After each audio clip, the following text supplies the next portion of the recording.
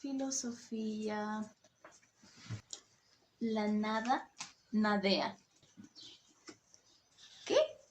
No, señor Heidegger, ni siquiera entiendo esto. Dios ha muerto. Pero según yo no dijiste esa frase. No, pero podrías explicar por qué salió esa frase. Sí. No. Háblales del sistema. Pero no creo que sea lo mejor. Para empezar, es un poquito complicado. No. Háblales del racionalismo.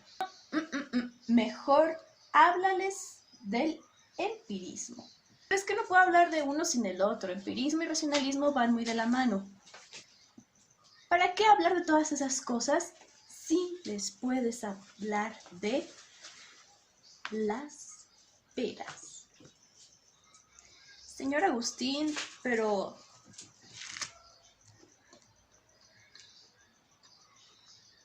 ni siquiera están tan buenas. Lo sé. Muy variados, pero realmente necesito algo un poquito más específico. Algo con que poder empezar. ¿De verdad no puedes escoger un tema? Maestro, no, en realidad no puedo escoger un tema. Necesito un poco de ayuda. Son temas muy diversos, pero ¿te has puesto a pensar en qué tienen en común cada uno? ¿Que todos son propuestos por hombres? No, más allá de eso.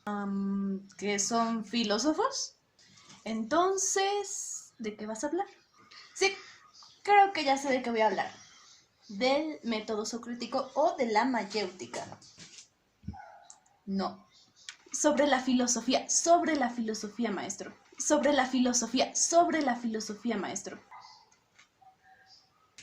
Antes de empezar a hablar sobre qué es la filosofía, me gustaría tocar algunos puntos sobre las dificultades de estudiar filosofía. Para empezar, es una materia que se presenta ante los alumnos hasta preparatoria, en el mejor de los casos. Entonces, es una materia con la cual no estamos tan familiarizados. Pongámonos a pensar en otras materias, como por ejemplo en matemáticas, o en español, o en historia, que son materias que vemos desde la primaria y tenemos noción de qué van. Aunque no nos vaya bien o nos vaya mal en esas materias, sabemos de qué son, ¿no? Pero en la filosofía pasa algo distinto, no sabemos precisamente qué es, porque nunca hemos tenido un contacto con ella de manera tan cercana como en las materias anteriormente mencionadas. Entonces, este es el primer obstáculo. Nunca hemos tenido un acercamiento real con la filosofía. El segundo problema que se encuentra es el de que la filosofía no siempre es impartida por profesores que estudiaron filosofía. ¿A qué me refiero? A que la formación siempre es muy importante. Sin importar la materia, cuando un profesor estudia esa materia en determinado, siempre se nota la diferencia. Lo mismo aplica con la filosofía. Y una tercera dificultad es que, como nunca hemos tenido un acercamiento con la filosofía, también se nos dificulta saber para qué sirve. Es decir, se come, se bebe, se mira nada más. ¿Qué se hace con la filosofía? Sin importar la materia, cuando un profesor estudia esa materia en determinado, siempre se nota la diferencia. Lo mismo aplica con la filosofía.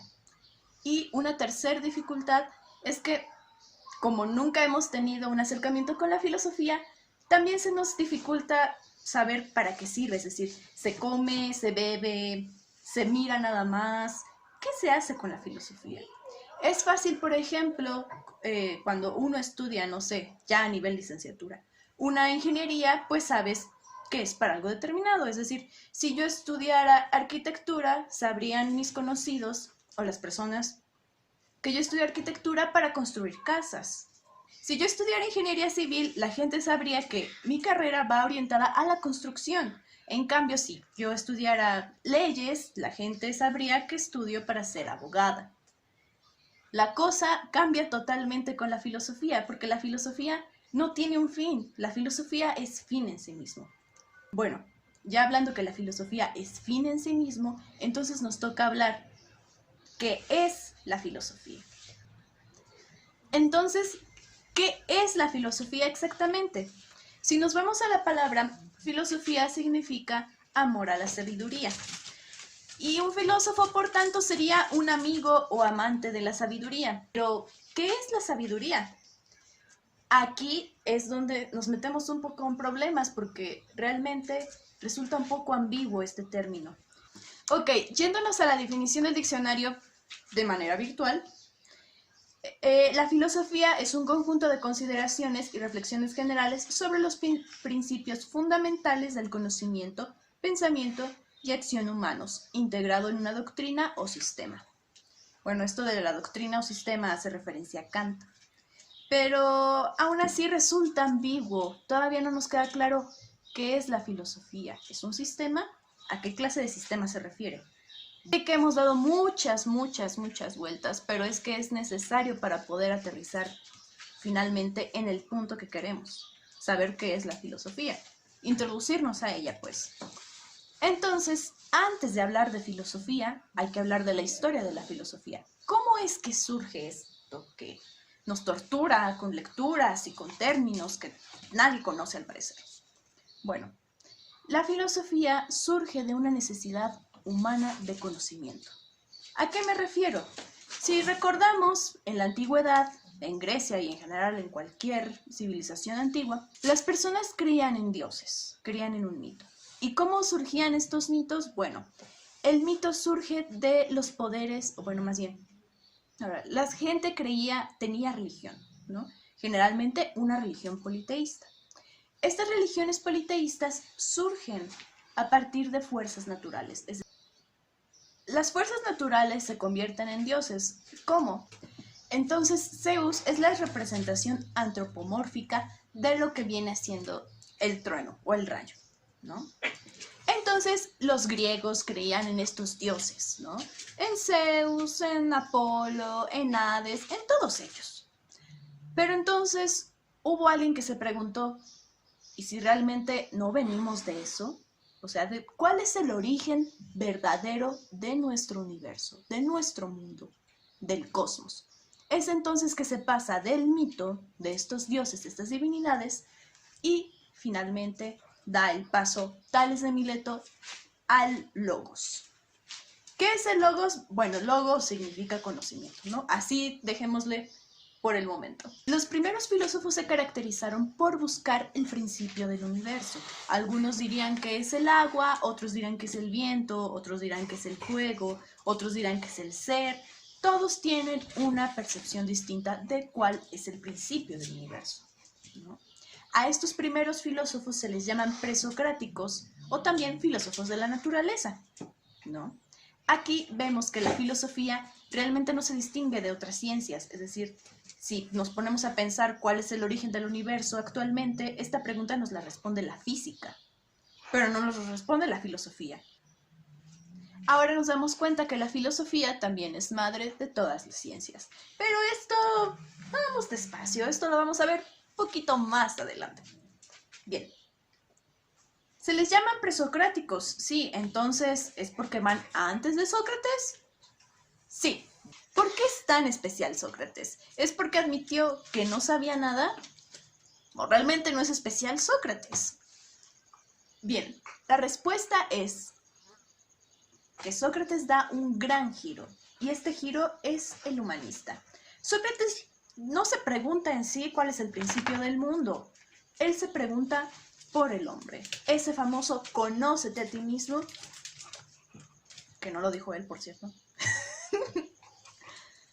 es el cambio humanista. Ya estamos viendo cosas que más se acercan a lo que es la filosofía, a la ética, ¿no? Sócrates tiene Sócrates tiene algunos alumnos y entre ellos el que más destaca es Platón. Platón no era el favorito, pero sí el que más brilló. El mundo de las ideas y el mito de la caverna es de las cosas que más se rescatan las ideas más conocidas o populares de Platón, ¿no? Y Platón a su vez fue maestro de Aristóteles. Aristóteles es uno de los grandes influyentes en la filosofía medieval. Platón y Aristóteles fueron las grandes figuras de autoridad dentro de la filosofía de la Edad Media. La Edad Media trae consigo el cristianismo, entonces los filósofos de la Edad Media son principalmente cristianos. Pasamos después al Renacimiento, que es un giro humanista, pero no del todo, es decir, todavía hay una mano cristiana ahí que está dominando, ¿no? La modernidad la podemos dividir en dos. En la modernidad temprana, que incluye la Ilustración, y en la modernidad tardía, que empieza con el fin de la Ilustración. El gran pensador de la modernidad temprana es René Descartes, o Descartes. Es la gran estrella de la Ilustración, uno de los problemas más críticos, uno de los problemas más severos dentro de esta etapa, que es el racionalismo y el empirismo. ¿Cómo es que nosotros conocemos las cosas? Las cosas las conocemos de manera, por los sentidos, o los conocemos por pensamiento. Pero este problema, y después de grandes discusiones y el empirismo y el racionalismo, viene Kant y nos dice, no, ninguno de estas dos es correcto. O más bien nos dice un poco de esto, un poco de aquello, seamos amigos, ¿no? Y después de esto sigue la modernidad tardía. Y la gran estrella de la modernidad tardía es, sí señores, Hegel. ¿Qué es lo que hace Hegel? Es muy complejo para explicarlo en este video, pero en algún otro explicaremos a Hegel. El siglo XX está plagado de pensamiento muy complejo y muy diverso. Tenemos a Wittgenstein, tenemos a Heidegger, tenemos a Russell, tenemos muchas cosas. También tenemos el famoso existencialismo. En fin, son tantas cosas que ahora nos preguntamos, ¿qué es la filosofía? Hemos hablado de religión, hemos hablado de conocimiento, hemos hablado de ética. Entonces, ¿cómo podemos dividir la filosofía? Porque si quisiéramos definirla como un todo, sería realmente complicado. Hay que dividirla en tres, como lo propuso Kant en su sistema, en razón cognoscitiva, razón simbólica y razón práctica. La razón práctica estudia la relación de los hombres con otros hombres. Aquí podemos encontrar, por ejemplo, a la ética, a la filosofía de la historia y la filosofía política. Todas estas cosas que tengan que ver con el hombre y otros hombres. La razón simbólica, en cambio, estudia la relación del hombre con su entorno. ¿Qué podemos encontrar aquí? Algo muy diverso. Por ejemplo, filosofía de la religión o estética y en general filosofía del arte. Finalmente tenemos el bloque más profundo de la filosofía, que es la razón cognoscitiva. Y esta estudia la relación del hombre con su pensamiento, o del pensamiento con el pensamiento mismo. Aquí podemos encontrar a la ontología o a la filosofía de la ciencia. Todos estos son breves ejemplos. Realmente las razones involucran más ramas de la filosofía que por el momento no las vamos a estudiar, pero en su debido tiempo las veremos con más profundidad. Ya que hemos visto la filosofía, cómo se divide y ha quedado un poquito más o menos claro qué es, ahora nos toca preguntarnos ¿por qué es importante estudiar filosofía? Para empezar, la filosofía no le interesa encontrar respuestas, le interesa cuestionarse, le interesa preguntar sobre lo que acontece. Y también la filosofía no pretende hacer análisis a futuro, más bien hace análisis de lo que ya pasó. A lo mejor parece un poco absurdo estudiar algo que solamente se interesa por preguntar y no por responder.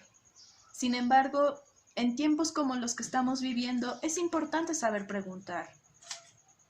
Por poner una situación en particular, es con el COVID. Lo que hay que preguntarnos con el coronavirus es, ¿realmente estamos haciendo lo necesario para combatirlo? ¿Estamos listos como sociedad para enfrentarnos a algo así?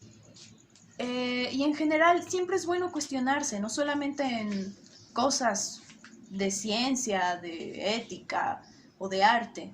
También en nuestra vida cotidiana. ¿Es realmente bueno lo que estoy haciendo? ¿Esto es lo que me gusta hacer? ¿Este curso de filosofía lo quiero tomar? ¿Me va a servir? ¿Es una materia de relleno? No sé. Bueno, sí sé, pero es algo que tú tienes que pensar.